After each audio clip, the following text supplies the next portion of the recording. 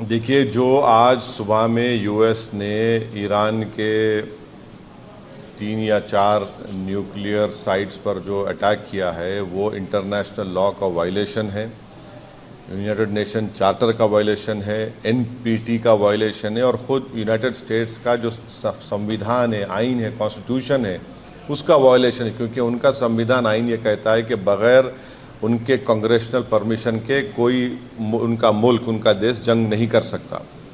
पांचवी बात यह है कि ये हमला करके यूनाइटेड स्टेट्स ने गज़ा में जो फ़लस्तीनियों का एथनिक क्लेंसिंग हो रहा है, जेनोसाइड हो रहा है, उसको कवर अप कर रहे हैं।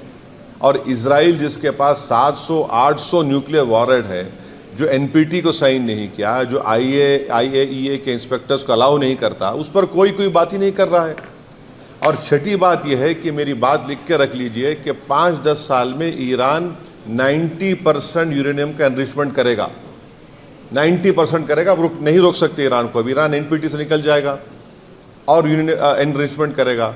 और साथ ही साथ उसका ये असर होगा आज की बॉम्बिंग के बाद कि जितने उस देश में, जितने अरब ममालिक बोलिए, मुस्लिम कंट्रीज़ बोलिए, जो उस खित्ते में है, वो सब लोग अब फैसला करेंगे कि हमको इजराइल के ब्लैकमेलिंग से, इजराइल की हेजेमनी से बचने के लिए हमको अब न्यूक्लियर वेपन्स बनाना पड़ेगा। वो भी आप नहीं रोक पाएंगे। और अमेरिका के इंटेलिजेंस ने खुद कह दिया कि अब ईरान के पास कुछ नहीं है। तुलसी गबार्ड का स्टेटमेंट है। और सबसे अगर ये खित्ता, ये एरिया अगर इसमें जंग शुरू हो जाएगी तो एक बात आपको समझने की ज़रूरत है कि 60 लाख से ज़ायद भारत के नागरिक वहाँ रहते हैं। हमारे इंडियन कंपनीज़ का इन्वेस्टमेंट है वहाँ पर। वहाँ से हमारे नागरिक भारत को बहुत बड़ा फॉरेन एक्सचेंज भी जाते हैं। अनलाइक नॉर्थ अमेरिका के, वहाँ तो इनकम टैक्स भी नहीं लिया जाता उनसे।